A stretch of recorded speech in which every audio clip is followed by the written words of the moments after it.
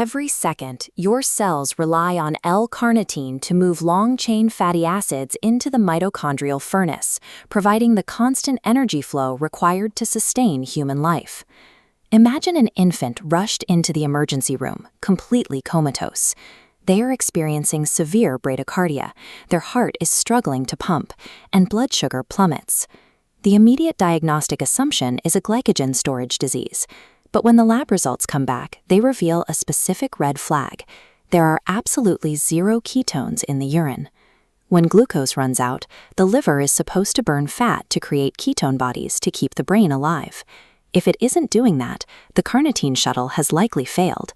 Yet on the stat lab report, the free carnitine levels are listed as perfectly normal. That lab data is a phantom reading. It is a lie created by a pre-analytical error. Because a plastic tube of blood was left sitting on a warm counter, instead of being immediately submerged in crushed ice, the chemical evidence degraded inside the tube, masking a fatal genetic condition. To understand why those laboratory forensics fail, we have to look at the physical chemistry of L-carnitine itself. We need to see how a single Zwitter ionic molecule dictates the structural integrity of the human heart. Human biology relies on long-chain fatty acids for massive energy demands, but these molecules are too bulky and too polar to pass through mitochondrial membranes passively. The cellular machinery that actually burns this fat, the beta-oxidation engine, is locked deep inside the inner mitochondrial matrix. It operates like a secure penthouse suite, while the fuel remains stuck outside the doors. L-carnitine evolved as the mandatory vector for this fuel. It is a microscopic luggage transport system designed to carry those fatty acids through the cellular membrane. Without this transport architecture, a cell could not separate lipid synthesis from lipid breakdown, making advanced aerobic metabolism impossible. This is L-carnitine, a zwitterinon weighing 161.2 grams per mole. It has a positive quaternary ammonium head and a negative carboxyl tail, balancing to a neutral charge. Its C3 hydroxyl group forms an ester bond holding negative 31.4 kilojoules per mole, perfectly matching coenzyme A. Because these energy states are identical, enzymes can swap massive fatty acids between coenzyme A and carnitine without burning a single molecule of ATP. Human biochemistry uses only the left-handed L enantiomer. Introducing the synthetic right-handed D enantiomer doesn't just fail, it jams the molecular doorways and acts as an antagonist, depleting your usable supply. This energy-neutral architecture allows cells to process massive amounts of lipid fuel, millions of times a second, without losing energy to chemical friction. In a healthy adult, the 25-gram total body store of carnitine is concentrated almost entirely within the intracellular vaults of skeletal and cardiac muscle. The heart requires this high concentration because it is a highly aerobic pump, deriving up to 70% of its daily ATP directly from burning fat. At the mitochondrial boundary, the CPT-I enzyme acts as a bellhop, stripping the coenzyme A tag and strapping the fatty acid onto carnitine. This acyl carnitine slides through the inner membrane, where CPT-II tosses the fat into the furnace, looping the empty cart back outside.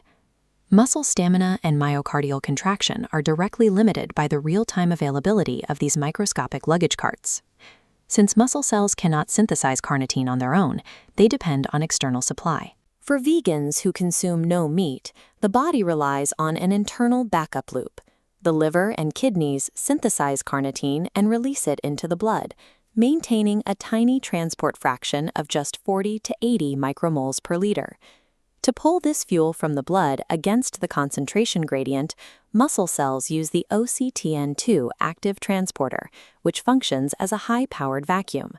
At the same time, renal OCTN2 transporters actively reabsorb over 95% of filtered carnitine to prevent it from being lost in the urine. This system has a strict speed limit. When synthetic doses of 5 to 10 grams are taken orally, gut OCTN2 transporters are completely overwhelmed. That unabsorbed carnitine sits in the intestine, where anaerobic bacteria ferment it into a volatile compound called trimethylamine, or TMA gas. TMA gas travels to the liver and oxidizes into TMAO, a molecule that promotes vascular damage. This process also results in osmotic diarrhea and a pungent fish-like body odor radiating from the sweat glands. Attempting to force the system past the OCTN2 speed limit merely outsources your metabolism to gut bacteria that produce toxic byproducts.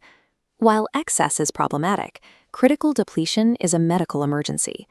In primary carnitine deficiency, a genetic mutation essentially paralyzes the OCTN2 transporter.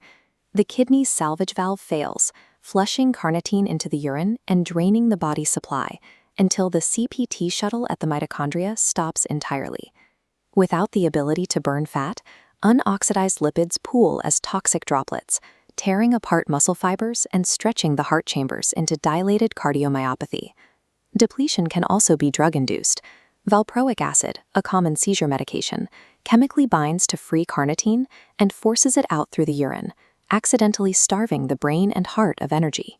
Pathologists detect these depletions using liquid chromatography tandem mass spectrometry, quantifying carnitine forms down to nanomolar thresholds. But if a blood tube sits on a warm counter, plasma enzymes cleave the fatty acid bonds. The mass spectrometer then detects a massive false spike in free carnitine.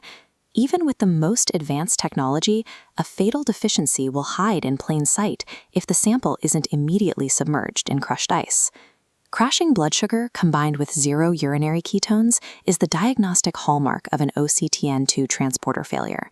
This pattern allows doctors to immediately start high-dose intravenous carnitine and dextrose to restart the beta-oxidation engine and clear the toxic lipid pooling. This high-stakes recovery depends on accurate testing, which is why clinical stewardship is vital. Following choosing wisely protocols, expensive mass spectrometry panels should never be used to investigate general gym fatigue. They are reserved for metabolic emergencies, like dilated cardiomyopathy or dialysis crashing. Real pathology relies on matching high-tech forensics with precise clinical restraint. L-Carnitine is a specific structural solution to a thermodynamic problem, a frictionless shuttle, driven by the OCTN2 vacuum, concentrated in the heart, and only detectable in the lab through flawless thermal preservation. The ER doctor, now holding a properly frozen lavender top tube, is finally equipped to identify the metabolic failure and save the child's life. Our daily metabolic flexibility is entirely reliant on this mathematically precise architecture that we only notice when it breaks. This concludes our exploration of the carnitine shuttle. Next, we look at the universal energy currency it serves, coenzyme A.